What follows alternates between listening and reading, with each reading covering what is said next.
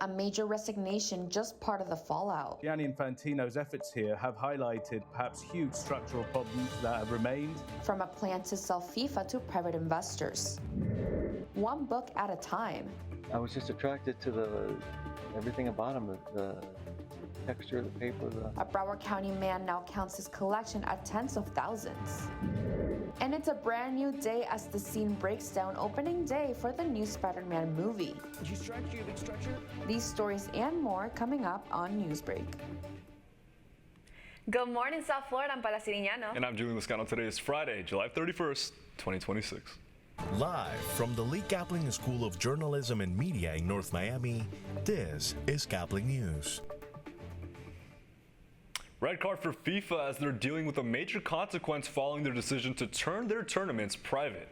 The fallout includes a resignation of a man who was senior advisor to FIFA's president. That's right, and the man was also on a White House World Cup panel. Caplin's Anthony Cruz has more from the control room. Good morning, Anthony. Julie and Paola, massive news coming in the aftermath of the World Cup. The advisor's name is Carlos Cordero. And if you look on your screen right now, he was at the White House with FIFA President Gianni Infantino and President Trump. He represented the soccer body on the White House task force for the tournament.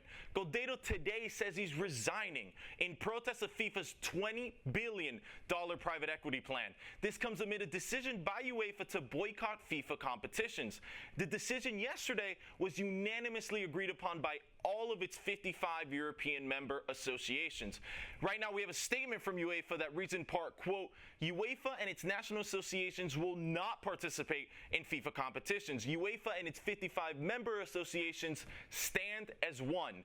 We unanimously and unequivocally reject FIFA's proposal to transfer ownership interests in the World Cup and other FIFA competitions to private investors.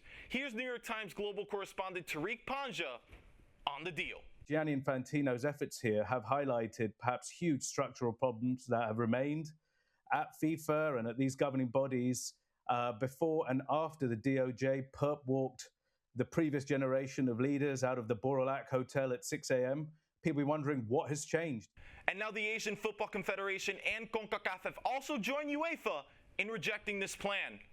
And well, for one last time, for Caplin News, signing off for graduation, I'm Anthony Cruz. Thank you, Anthony. And President Trump is withdrawing his pick of Todd Blanche as Attorney General. The news comes on social media today as Trump admitted that he has no problem resigning his pick of Blanche after facing backlash from the Republican Party. He plans to resubmit Blanche once Senators John Cornyn and Tom Tillis leave office next year. Cornyn and Tillis were against supporting Blanche for the position and opposed an anti-weaponization fund proposed by Trump, in addition to a tax agreement which protected the Trump family. Currently, Blanche continues to serve as acting Attorney General. Last Tuesday, the last C-2 Greyhound naval aircraft completed his final flight in Pensacola. The aircraft line has been in use since 1966 as a supply unit, carrying cargo and sailors to and from the U.S. and numerous naval bases around the world. This final C-2 Greyhound will retire in the National Naval Aviation Museum in Pensacola, where it will become a permanent exhibit for tourists to enjoy. He's a local bookstore owner who grew up loving books so much he started collecting them. Caplin's Rachel Oquendo has more on the story. Many people here say they love books. Again, this is all by hand, and these are all the different. But probably not as much as William Crisset. I was just attracted to everything about him, the texture of the paper, the bindings, even the smells. Originally from Ohio, William moved down with his wife and kids to South Florida. Yeah, it's totally different here. It's a different world altogether. His love for book collecting comes from childhood. As a child, my mother read to us before I went to bed. She would take on the dialect of the person she was narrating. It was entertaining. William has almost every genre you can imagine, and you would be surprised to learn how many books he has. Certainly 60,000, probably more. Why so many? Well, I love books. It's, if I see a book I like, it could be a book on space or a book on dinosaurs. If I like it, I want to possess it. With his passion leading him to owning one of the largest bookstores in South Florida. Imagine owning a bookstore like this with over 60,000 books, all collected by one man with a passion for reading. 1568 Bible. William showed us some of his favorite additions for his store. He not only collects books, but also artifacts dating back hundreds of years. He even showed us a map of Florida that he found dating back to the 1600s. Florida, too, at one time was portrayed as a very distinct archipelago. So it was all just maybe dozens and dozens of islands, each with its own coast. William admits he never thought his collection would become so large. But for him, it's all about collecting pages of history. So much work went in, it's thrilling, I think. Reporting from Fort Lauderdale, I'm Rachel Oquendo. Well, it's been a rainy week so far, but it looks like we're going to have a bit of sun coming in this morning. Let's hope so. Natalie Hernandez is here with our weather forecast to see if the clear skies will last through the day and hopefully for our grads next week. Good morning, Natalie. Good morning, guys. It is looking pretty good right now from Miami International Airport. We are getting a reading of 87 degrees as our temperature with a dew point of 76 degrees, which bumps up that feels like to 97 degrees. Now, looking at the rest of South Florida, we are seeing pretty similar temperatures across the board with in the high 80s with Fort Lauderdale at 87 degrees, Pembroke Pines at 86, down here in Kendall, 86 as well, Homestead at 88, and further down south, Key West over there at 88, and Marathon at 87 degrees. Now, there is a heat advisory in place by the National Weather Service for the Miami-Dade and Broward metropolitan areas, as the heat index could reach 110 degrees later on today. So if you are in any of these highlighted areas, please be advised to stay hydrated and limit your time outside in the heat. Now, looking at our live radar, there isn't much developing over South Florida as of right now. And looking at the tropics, the same could be said. We don't have any developments expected to happen within the next 7 days, and that's all thanks to that Sahara dust that's been blowing across the Atlantic, that right now it is at the Greater Antilles right over here and is set to reach us in Florida on Sunday. Now, for my boaters, we are expecting winds coming from the southwest, going 5 to 10 knots, seas 1 to 2 feet, waters a light chop, and a low rip current risk. Now, that would be ideal beach-going weather, but scattered storms are set to develop later today with a 40% rain chance and a high of 93 degrees. And now later tonight, we are getting a temperature dip to 80 degrees with isolated showers developing with a 20% rain chance. And tomorrow, 90 degrees is our high with scattered storms developing and a 50% rain chance. Now, looking into our 7-day forecast, it is not looking so hot. We are seeing some wetter conditions across the board with Saturday and Sunday seeing numerous and scattered storms at 50 and 60% rain chance. And then going into the next week, we are seeing numerous storms across the board with Monday in particular over here at widespread storms forecasted with an 80% rain chance. So we're going to be seeing nothing but rain for the next week. That's all, and back to you guys. Thank you, Natalie, and hopefully the weather will be good for the graduates out there here at FIU. But for all you web slingers out there, Spider-Man has just come out in theaters. That's right, and that's still ahead, and so is the story.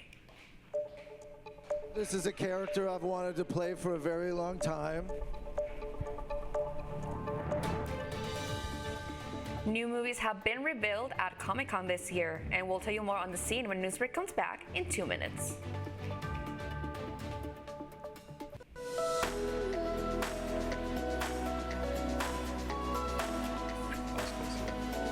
Okay, now.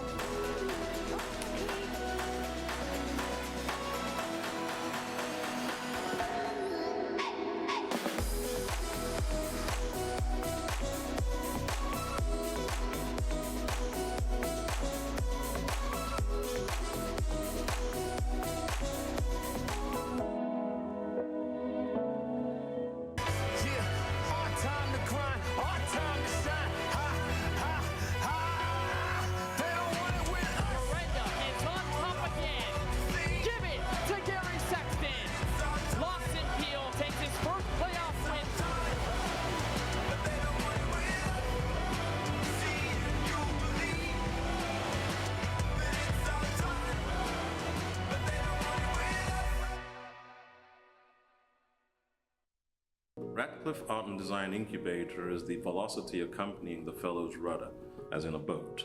Unless there is movement or action, the planned direction is of little consequence. We encourage the creative ideas into action, and from the experience of doing, we critically assess the feedback, adjust, and set out to rediscover the potentialities of an entrepreneurial mindset.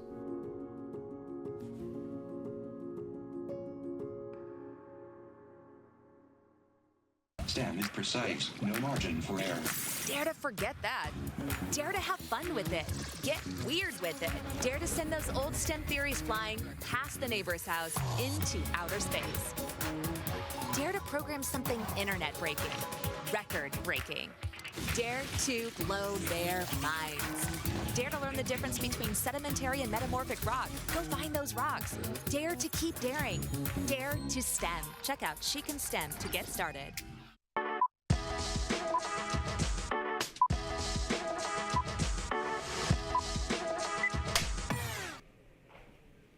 From center stage to the big screen, welcome back to The Scene, and this week we're starting with one of the biggest weekends for TV and film, the San Diego Comic-Con, which not only took over San Diego this weekend, but also the internet, and it brought some big surprises worthy of the big screen.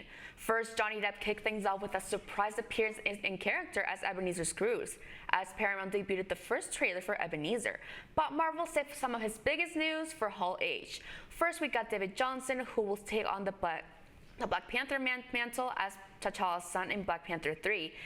And we wanted it, we got it, because Ryan Gosling is officially joining the MCU as the Ghost Rider. Wow. Is this really happening? As you know, this is a character I've wanted to play for a very long time.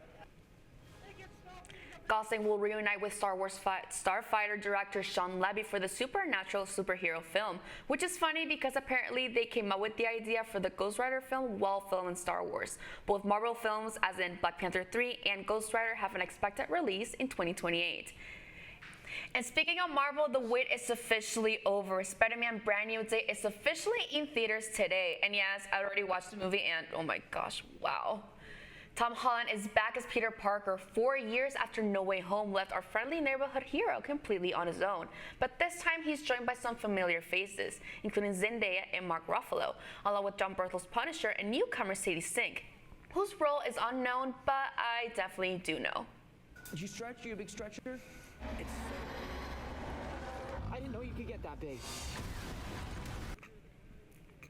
And don't worry, no spoilers will be coming from me. The film is currently sitting at 91% on Rotten Tomatoes with a 98% audience score. And while critics rated it as Holland's lowest rated Spider-Man film, his performance is getting some of the biggest praise, with some calling it his best Peter Parker yet. But I will say there's a lot more to talk about after seeing this one, and seriously, good luck staying off social media for those spoilers. And some familiar faces are about to become a permanent part of the most famous sidewalk in the world. The Hollywood Walk of Fame has announced its class of 2027, with Pedro Pascal, Karol G, Idris Elba, and Sia among this year's honorees. And sisters Dakota and Elle Fanning will make history of their own, receiving their stars together in a double ceremony. Well, it looks like there will be no Grammys for BTS this year. The K-pop supergroup says it will not submit music for the 2027 Grammy Awards, just weeks after the Recording Academy added a new category for Asian pop music. BTS says it hopes music can be heard and loved without being divided by region or language. And finally, we're trading the red carpet for the deep blue. It's officially Shark Week again, and this year, one survivor is returning to the water with the very species that nearly took his life. Oh boy, couldn't be me. CNN's Rick Damigella has more.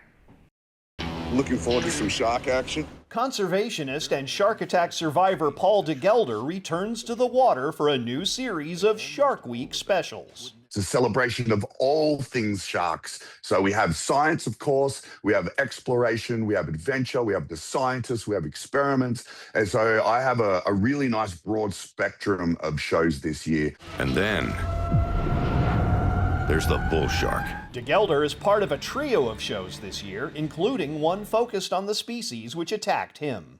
Shark conservationist Paul DeGelder knows just how ferocious bull sharks can be. He's been face to face with the business end of a 10-foot bull shark. It's called bull shark dinner bell. And we basically have put all of the ingredients together to make the perfect recipe to ring the bull shark dinner bell, to show people exactly what happens, what the sharks are attracted to, and what you need to avoid.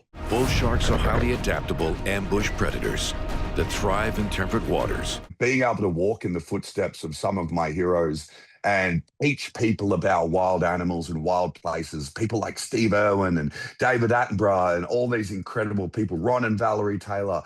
Now I get to take up the torch and teach people about these things as well, and I feel very, very lucky. My goal is to figure out what rings the dinner bell for bull sharks. In Hollywood, I'm Rick Damigella. That's all the time we have for Newsbreak, and for the last time, thank you so much for watching. I'm Julian Liscano. And I'm Para Siriñano, and we just want to take this time, since it's our last show, we just want to thank everyone at Caplin for everything you've done for us, for making us better people and better journalists, and just being like an extended family for us. We want to thank the people again, the ones that left, the ones that are still here, that just helped us put everything on the show together every single morning.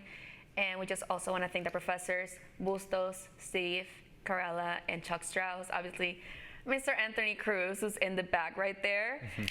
And yeah, we're gonna miss you, and yeah.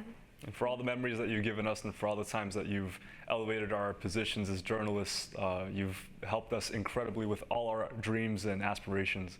And so from the bottom of my heart, and I know from Paola's, thank you so much. And you can get more news anytime at caplinnews.fiu.edu.